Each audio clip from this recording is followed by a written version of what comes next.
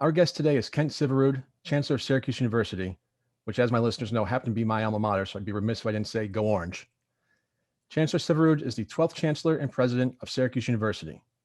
A legal scholar and academician, Chancellor Syverud has earned distinction as a strategic thinker and visionary leader who has put forward a bold strategic plan to position Syracuse University for growth and recognition as a thriving global research university. Chancellor Syverud, welcome to Next Steps Forward. Many thanks, Chris. It's great to be here. Great to see you again, sir. Kent Syverud has a bachelor's degree from Georgetown University's School of Foreign Service and a law degree and master's in economics from the University of Michigan. He counts among his closest mentors retired U.S. Supreme Court Justice Sandra Day O'Connor, for whom he clerked shortly after she became the first woman named to the Supreme Court bench. Chancellor Syverud is a native of upstate New York.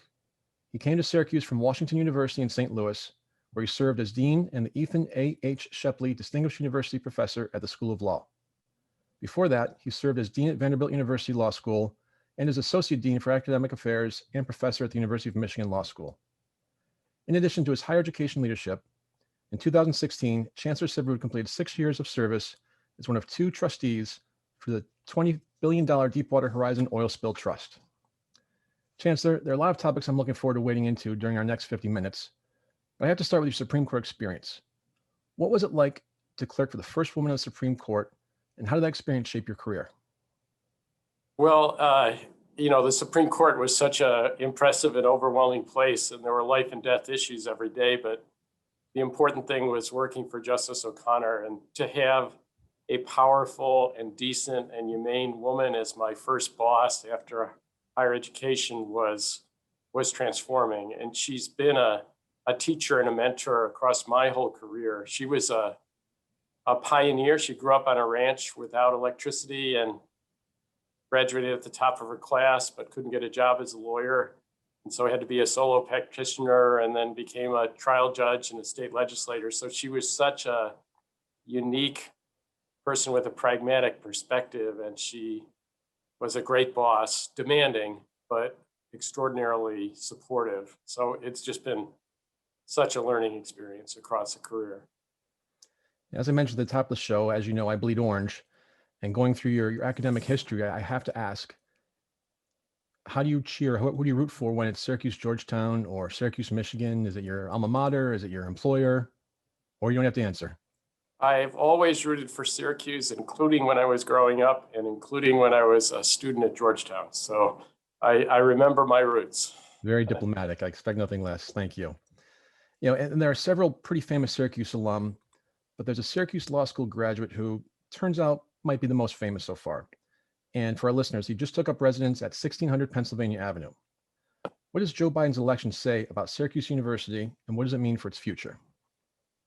We're so proud to have an SU grad in the White House. And I have to say, I think our students have a degree of grit and grace that propels them in all fields, often farther than people from perceived more elite places. And I think that it's a great achievement. I think most people who are orange, regardless of their politics, are proud that someone from Syracuse is in the White House. Yeah, no question. So let's talk about the future of higher education. It's been said that higher education is always evolving, but the COVID-19 pandemic has changed everything, including the course of higher education. And we could probably spend a day talking about the future of higher education. There are a few issues in particular that I'd like to cover, and please feel free to add any that you'd like. Clearly the first things to fall by the wayside at many universities last year was in-person classes and face-to-face interaction. Before we get to the negative effects, from your perspective, what are the positives of online learning? So I've taught every semester for the last 30 years at least, and I've taught online courses back to 2013. And I just say there's now a general awareness among not just a small group of people who've been teaching online, but the general population of teachers and students that there are different learning styles and people learn differently. And there's some aspects of each platform of instruction that reach people better.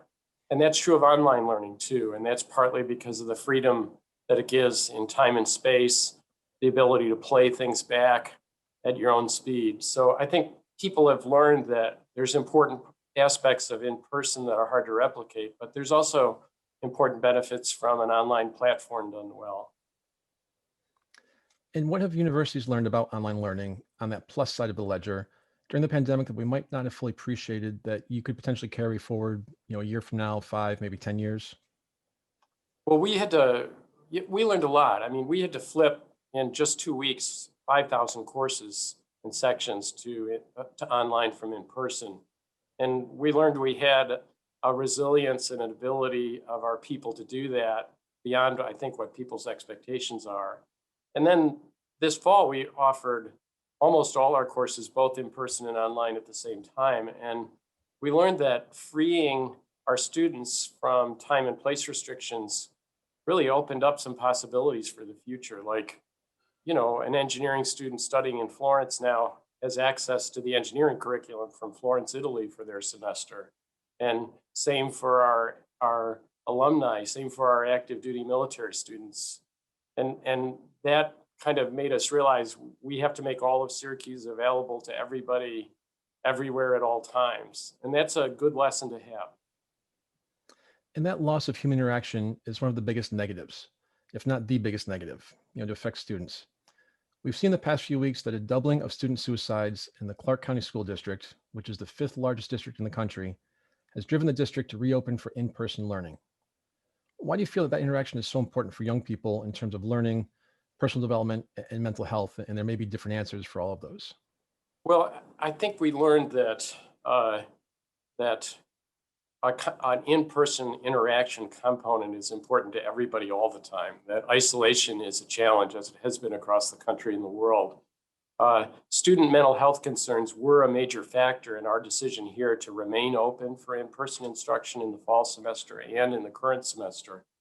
And that has been important to do with lots of services, and it's not always been possible for everybody everywhere, but to maximize that opportunity and do it as best you can safely has been a priority for us.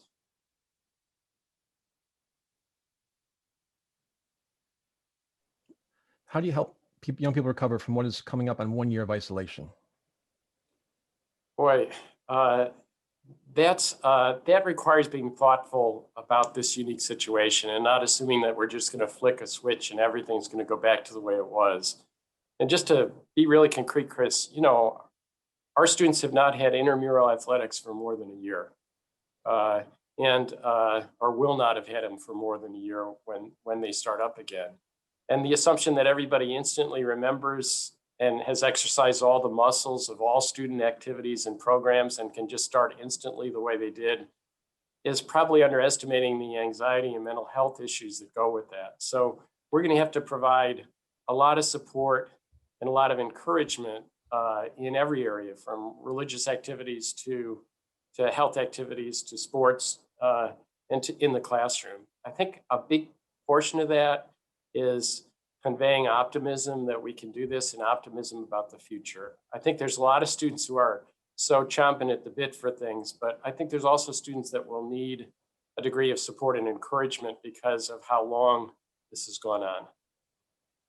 Yeah, I've said in other shows that I'm expecting I'm calling a tsunami in the mental health space, once this world reopens, whatever that looks like. And I think the big thing for folks to remember, whether it be faculty, parents, students, it's okay to not be okay. We've all gone through hell, for lack of a better word, over the last almost year now. And so we're all going through it together and we'll get through it together. And so knowing that there are programs and support that places like Syracuse University are offering, I think is going to be major in terms of helping us get over that hump. Yeah, I mean, you think we have a whole society that's in some ways going to go through a post-traumatic stress relief. And just realizing from our own research here at Syracuse in post-traumatic stress for our military personnel, that it's not a linear path that just gets turned off through one seminar for 3 hours and then wham, everything's fine. It requires us collectively to realize this is going to take a while. And to that point, we've seen lawsuits, even a push for class action suits among parents of college students arguing their kids aren't getting the same quality of education that they're paying for when students are on campus. They cite the loss not just of the in-person classroom experience, but as you mentioned before, the extracurricular activities, studying abroad, Do they have a point, or is the value of a higher education degree still the same? Yeah, obviously the experience of the pandemic is very dramatically based on what university you're at. So I couldn't speak for everywhere or every lawsuit. I'll just say at Syracuse, we've done our best to provide a quality experience, including in-person instruction throughout when permitted by public health authorities. And we've had to really move heaven and earth and spend a lot of money to do that, including not just on PP, personal protective equipment and testing, but on doing everything differently, including converting huge spaces so that we can do them safely and permit everything from the marching band to the choirs to continue. And that's cost a lot of money, and our students have been able to progress towards their degrees in almost all disciplines. So I think we've done our best to deliver what we promised. Well, I mentioned the study abroad program, which is a big part of what Syracuse University offers its students. Last year, Syracuse had a number of students studying abroad when the pandemic started to shut down international travel. How did you get all those students home? Yeah, it was more than 1,000 students on multiple continents. And all I'll say is that we moved fast. We got students home early wherever possible before there was medical advice to do so because of our own public health advice here in Syracuse about the course of the pandemic. And so we had a large staff working in our study abroad centers and from here in Syracuse to do what it took and spend what it took to get people on flights and get them back. And we got everybody back. Your decisions don't just affect the university campus. Syracuse University is the largest employer in the community.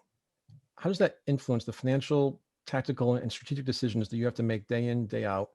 And how did the pandemic play into the university's place in the community? Well, we're the largest private employer in the region, and what we do and how we treat our employees and staff has an incredible multiplier effect on families in the community because of how dependent this community is on the thousands and thousands of students, faculty, and staff who work here. So that meant it was a high priority to figure out a way to keep the university going forward with as few layoffs and furloughs as possible and as few consequences to benefits that so many of our employees and their dependents depend on. And that was a challenge financially and in every other way, but that's how we proceeded. So we've had relatively few layoffs and furloughs, less than in a normal year. And we haven't had any cut in benefits or retirement contributions or other things. And we've had to provide services to our staff and our employees that respond to the stress they're going on privately in their individual families. So we now provide testing not just for our employees, but for their family members so that they can get a quick turnaround. And we worked very hard to help the school system transition to online education in the city. And that's basically what a good private employer should do for its community. I guess the silver lining in the dark cloud of crises is they often give us opportunities to improve. How can universities get better as a result of the pandemic? You know, every aspect of the university has been tested by it and learned from it. I guess I'd just say the most important lesson is that we came together as a university to face things. And we came together across faculty, staff, and students and alumni in so many ways, including getting our students jobs, including figuring out how to keep operating. And we faced a lot of tough criticism and complaints along the way from members of the community. And I think we learned that listening to those and responding to them made us have a better response instead of regarding any criticism or complaints as a problem. It was an opportunity to learn how we could do better. So if we can keep coming together like that around the challenges that will come at us after the pandemic, and there's lots of them, I think we're going to do pretty well. And from a corporate relationship perspective, are closer connections and partnerships with specific companies, great for the university? Is there an opportunity there, or the private sector in general? We've learned that close partnerships with private sector entities help a lot, including in our research, in our educational efforts, in our educational efforts to reach populations, and in our veterans and military activities for veteran and military families. And so I think those are going to grow and become more important. And knowing the number of universities we have in the country, and given what's happened during the pandemic in terms of not being able to get in person, what they're doing for online or in-person classes, will some universities and colleges not survive the pandemic? Yes, absolutely.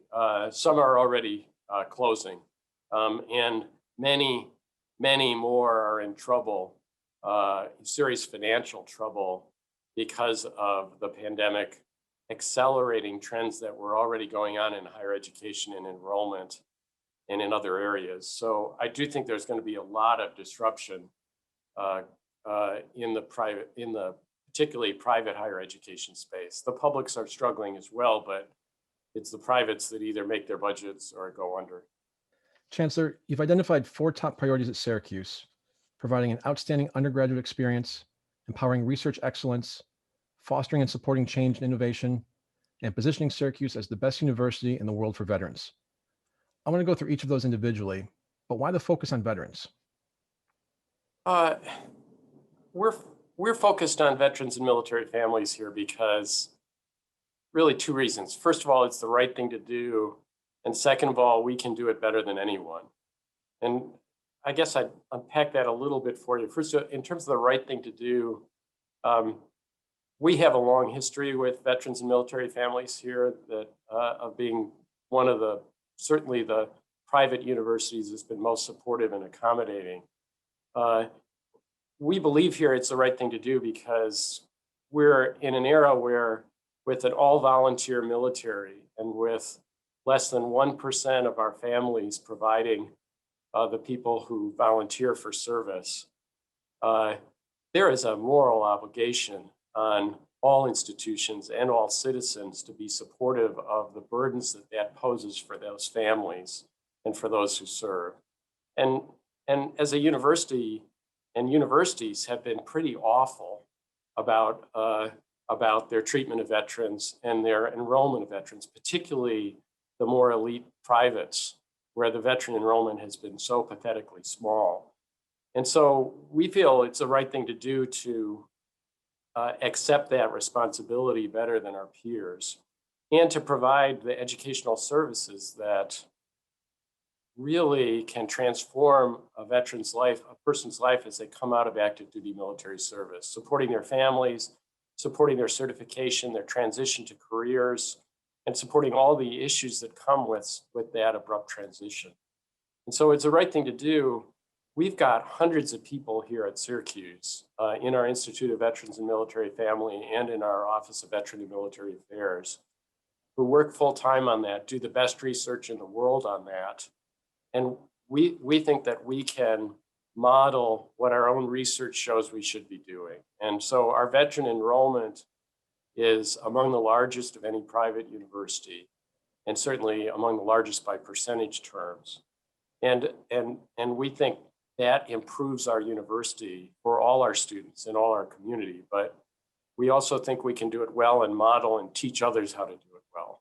So that's the reason for it. It's kind of our mission. You've continued to teach at Syracuse each semester as a member of the College of Law and the School of Education faculties. Chancellor, clearly you have enough on your agenda that you could forego the classroom. Why is it so important for you to continue to teach? I love teaching, and I need to do some things that refresh me in challenging days. I love teaching, particularly at Syracuse, because we have the best students here. They have a degree of just a grit and grace and focus that rivals any place. And it kind of reminds me why we're doing what we're doing and helps me remind others of that. So I do it because I love doing it, because education is our mission. And it's so you find the time for what's most important. Oh, exactly. I love that motto. And the other 3 pillars: how do you go about providing an outstanding undergraduate experience? And can it really be much different from other premier universities and colleges, especially during this era of COVID-19? COVID is a unique era, so it's hard to compare because everybody's doing so many different things across the country, and some of them are closed completely and some of them are open completely and everything in between. But I guess I'd say that I think we can be different COVID and post-COVID. I think given our student body, given that we're a high quality private with Power 5 sports, of which there are very few, and given we have this extraordinary spirit and programs around the world and campuses around the world, I think we can deliver something that's available almost nowhere else, and that we should just shamelessly do so and talk about it. Resources are always finite, even at the best universities like Syracuse. How do you empower research excellence while also achieving your other priorities? Research is key to education for our students and for our mission of impacting the world. It consumes a lot of money, so you have to make careful choices where to invest your research dollars, and often those choices are not best centrally planned from the chancellor or president, but are best by hiring good people and empowering them to find where the opportunities are. It's a complicated endeavor. It requires good government relations because they're the main funder of research, but it also requires a lot of venture capital type attitudes and entrepreneurship and seed funding. And that's what we've been doing increasingly here. And that's been borne out. Some of the most exciting developments in research in Syracuse have been both due to calculated investment over a long period of time. That was the investment in gravitational waves research, which confirmed the existence of black holes, which was partly an effort from Syracuse. But it's also come often from just giving $1,000 to a student to pursue a project with a faculty member and them taking it in unexpected directions. And finally, fostering, supporting change and innovation. What do Syracuse and universities in its class need to change, and where does racial equality fit into that discussion? Well, I think supporting change, racial inequality is front and center, and particularly right now, but has been for a long time. There's a pretty proud history on confronting diversity and inclusion and racial equality issues at Syracuse University. We face serious challenges and bumps along the way, but at our best, we face them pretty honestly and openly. And so I think that's what we need now. I think we are facing anti-Black racism very directly in a comprehensive set of ways right now, but we're also facing what the next generation of issues for Indigenous peoples. We have a very proud history with the Haudenosaunee and the Onondaga Nation here. We're also facing a new wave in the country of anti-Semitism and need to face that. And we're also facing a new set of opportunities with respect to peoples with disabilities, which has always been a strong point of what we've done here in our research and our service. So I think the role of universities in change and innovation is to face directly these things and look at them with a clear eye and do the best we can from new knowledge in new fields. So one thing I didn't know about among all your other hats that you wear is that you also serve as the chair of the Atlantic Coast Conference Board of Directors. And honestly, Chancellor, given all you do, I don't know how you do it all. And you also serve on several other higher education boards. Many football conferences abandoned their 2020 season, but the ACC was notable in its commitment to getting athletes on the field last year, even if it was for a shortened season. As a result of that, the ACC became a North Star for some other conferences. What was the driving motivation behind the decision to play? Yeah, it's been a long 2 years leading that board, and I guess I'd just say that the ACC is a conference with many sports, and it was a challenging decision, particularly in the summer as the Big Ten and the Pac-12 canceled much of their seasons to decide to go forward. And we were able to do that by getting all 15 presidents together to listen to careful medical advice and to then make, I guess, Chris, I'd say the two key decisions. We agreed that each school would respect the decisions of the other schools, whether to play or not, and whether to cancel an individual event or a season, and that we would support those decisions regardless of whether we had made the same ones. And we also made the decision to reinforce that we were going to share all revenues equally among the 15 schools, including Notre Dame, which took away much of the financial pressure on decision makers as to what the safe thing to do was for an individual competition. Now, each school has behaved differently because they each face different circumstances, but we've held together as a conference and we're able to have more competitions in the fall safely than almost all, I believe, other conferences. And that's bound us together as a conference in a good way going forward, including in selecting a wonderful new commissioner in Jim Phillips, who is the athletic director at Northwestern.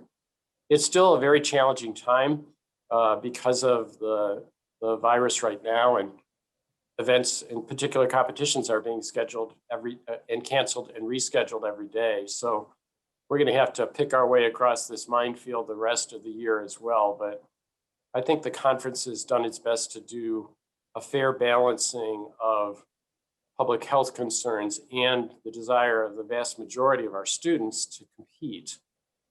And the other tough decision we made, but I'm very proud of, is we made sure that there would be no consequences in support for any student athlete who decided not to compete, including years of eligibility, including making sure there was no pressure on them from within or without to play against their wishes. Before the show, you mentioned how Syracuse's upcoming game, basketball game with Louisville, was canceled due to COVID on the Louisville team. I know every school is different, but how does Syracuse University test and protect the student athletes?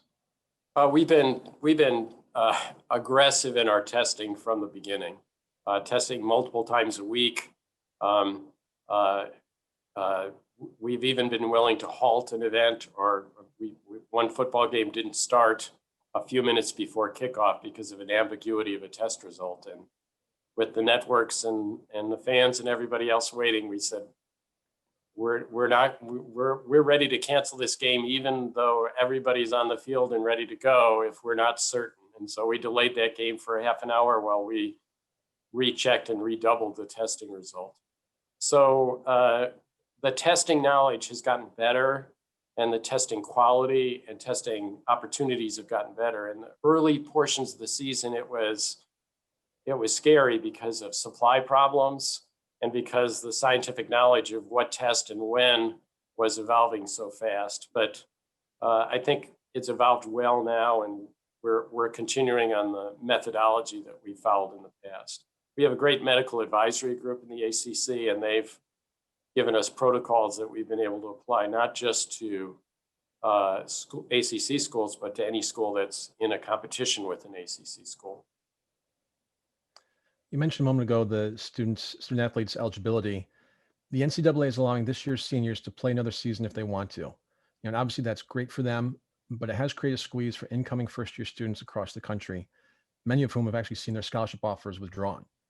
What do you feel the long-term effect on students and athletic programs as a result of the pandemic, and does it signal what we need to restructure collegiate athletics in the way that we view them? Boy, there's a lot in that question, Chris. And I guess maybe the best way to come at it is to say that college sports is going through a transformational year, and it's not just the pandemic, it's extraordinary change coming at us from everything from state legislatures to Congress to the Supreme Court, which has a major amateur athletics decision being argued this spring, but also change coming to us because of issues concerning how we're going to come out of the pandemic with essentially a bottleneck of student athletes because of this extra year or more of eligibility. I am not a sports expert, so I haven't worked it all out yet. I just think it's going to take people being open-minded and not mechanically applying the rules and practices that they got used to over a very stable 30-year period. So it's going to take being aware of and listening to the unique situations of rising high school seniors as well as college seniors who maybe didn't get to compete in their sport in the past year. And it's going to take being aware that there's going to be a period of at least another year where flexibility and tolerance is called for rather than bureaucratic, monomaniacal assumption that we've always done it this way, so we're going to keep doing it this way. Yeah, and to that point, if anything else, I guess we're being forced to rewrite the playbook here, because as you said earlier, it's day by day, and we're learning on the fly as we go. And so that flexibility, that understanding is going to be key, to keep that, lack of a better, pun, keep that ball moving forward. So let's switch gears for a minute. I noticed that you serve on the Boy Scouts of America Longhouse Council. We know that volunteering is good for our sense of self and our well-being. What do you personally get from volunteering? I think volunteering has to be part of a well-balanced life. And what I get from volunteering is a sense of awareness of everything I've been able to do, and everything I have is really a gift from people who sacrificed themselves for me when I was young and growing and learning, and that there's an obligation to pay it back. And it's easiest to pay it back where your own passion is.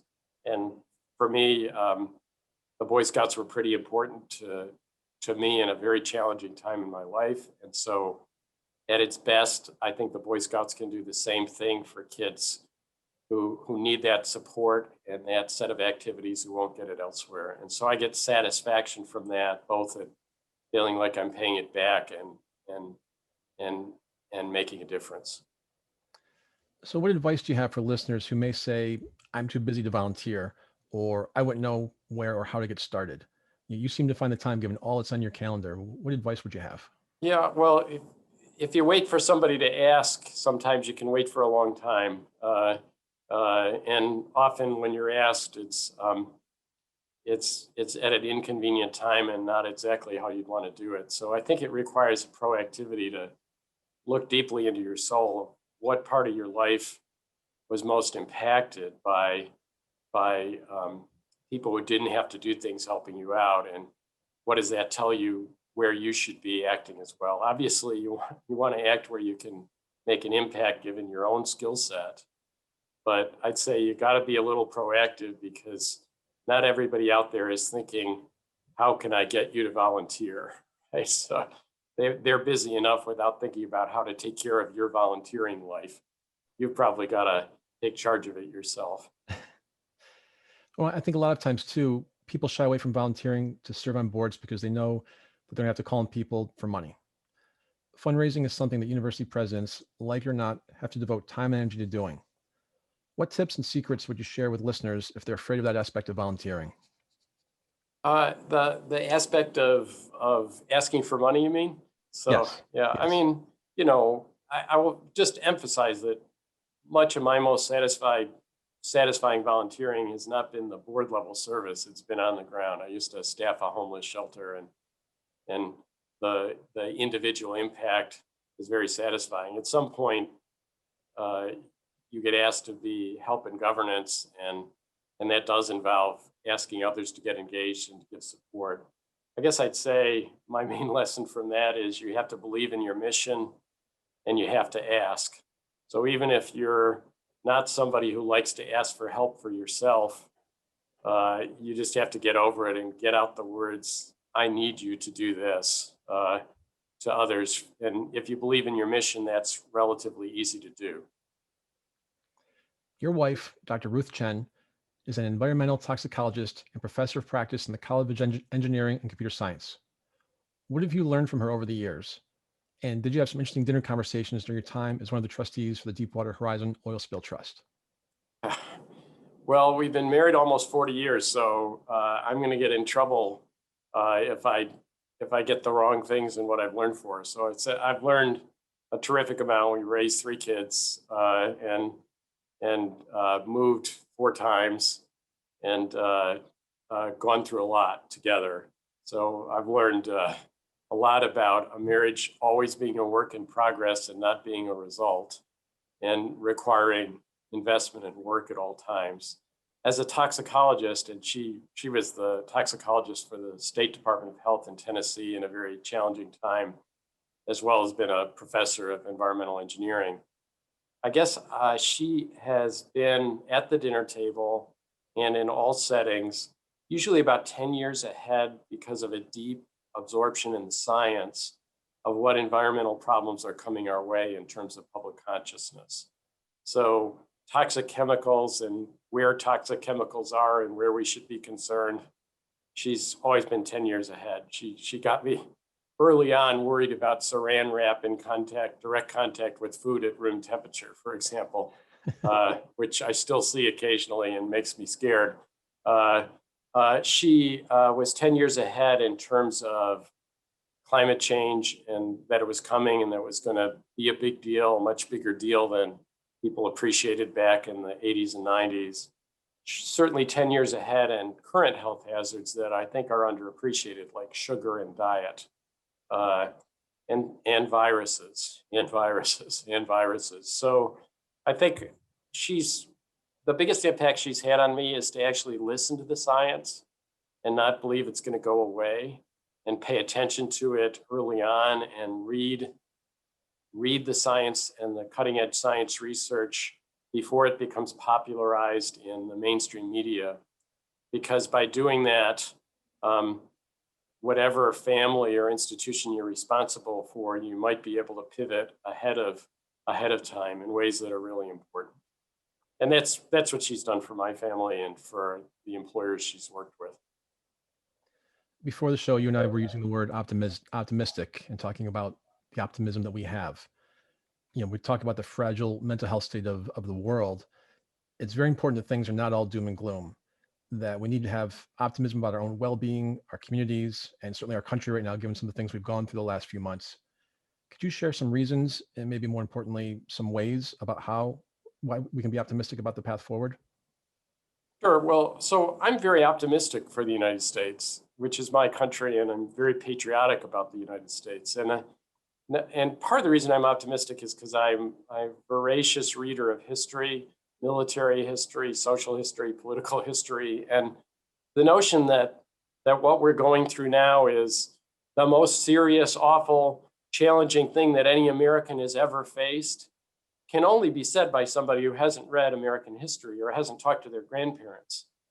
So I had grandparents who lost their farm in the Dust Bowl. I had great grandparents in sod huts on the prairie. They went through a lot, right? And each generation has had extraordinary challenges in American history. And we've also had extraordinary political polarization in our history. And it didn't always lead to a civil war, right? So I think we've gone through public health and other challenges as a country and handled them better over time than any place.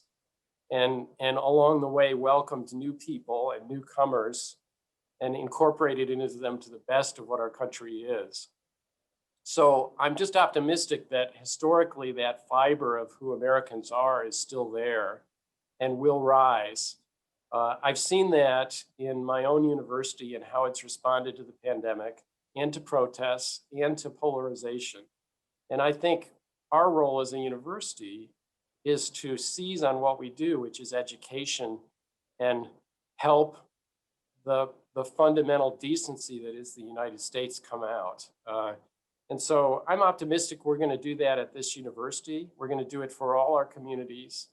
And we have the most diverse communities of any university I've ever been at. And that we're going to bring those communities together to try and do that. And I think there's a lot of people who feel that way in positions like mine, who sure have got discouraged by what has been a challenging time in our country, but hopefully are starting to set aside individual interests or individual ideologies to come together to do that. So my message of optimism is that the people I see in this country and the people I work with, the vast majority are fundamentally decent people who care about each other and care about each other across all divisions. And that if inspired enough by challenges that we face, they come together to deal with them. And I think we're starting to see that with the pandemic and with these other issues. And I think we'll see it going forward as America has done in the past. Like you, I'm very optimistic, and that may be my Maxwell School education, so I have to give a plug for the school there as well. But also hopeful that now that the election is over, the inauguration is over, that we can move forward and really become the United States of America again, and not just have that be a name. So I appreciate that insight and completely agree with everything you said. So, Chancellor, we have just a few minutes left. Now, I've marveled at everything you do during the course of a day, a week, a month, serving as Chancellor and President, to teaching in the classroom, to chairing the ACC Board of Directors, to your time in the Boy Scouts. Obviously, time management is a very important component of a successful life. As the saying goes, if we don't control time, time controls us. What advice do you have for listeners about being an effective time manager? Well, it took me a long time to learn. So, like lots of things we talked about, I wish I fully understood them better when I was young. Okay. But I'd say the first thing is that I am more effective and I get more work done when I work 12 hours a day than when I work 18 hours a day. And by that, I mean, in any particular day, working 18 hours, I might get more done. But over time, I become less productive and less a less quality of a decision maker by trying to do that. So the first obvious thing is that you got to know when to stop. Okay, and for me, 12 hours is maximum. The other time management thing I just say, I guess that's a question, mostly time management lessons for our listeners, is that I do better if I have a list at the beginning of the day, and there's some little things on the list that are moving the ball forward in each aspect of my life that matters. So a short family list, a short personal list, a short work-related list, and so I try and start the day with figuring out how, if a minute free, I can at least contact a cousin, right? So I can say I did something for family that day, or I can pay a bill. If I try and save everything for big gobs, then the task seems overwhelming. So early in my life, I used to save all my bills and finances to take care of every month. And then it was overwhelming. So breaking it down into lists and doing a little bit in multiple areas has worked better for me, but it took me 40 years to figure out. Always a work in progress, like you said, right? Amen. Ken Syverud, Chancellor of Syracuse University, thanks so much for being with us today. Thanks for having me, Chris, and best wishes to you and to everybody out there. Thank you. And thank you to our audience for tuning in to Next Steps Forward. I'm Chris Meek. For more details about upcoming shows and guests, please follow me on Facebook at facebook.com/Chris Meek Public Figure. We'll be back next Tuesday, same time, same place, with another leader from the world of business, politics, sports, or entertainment. Until then, stay safe and keep taking your next steps forward.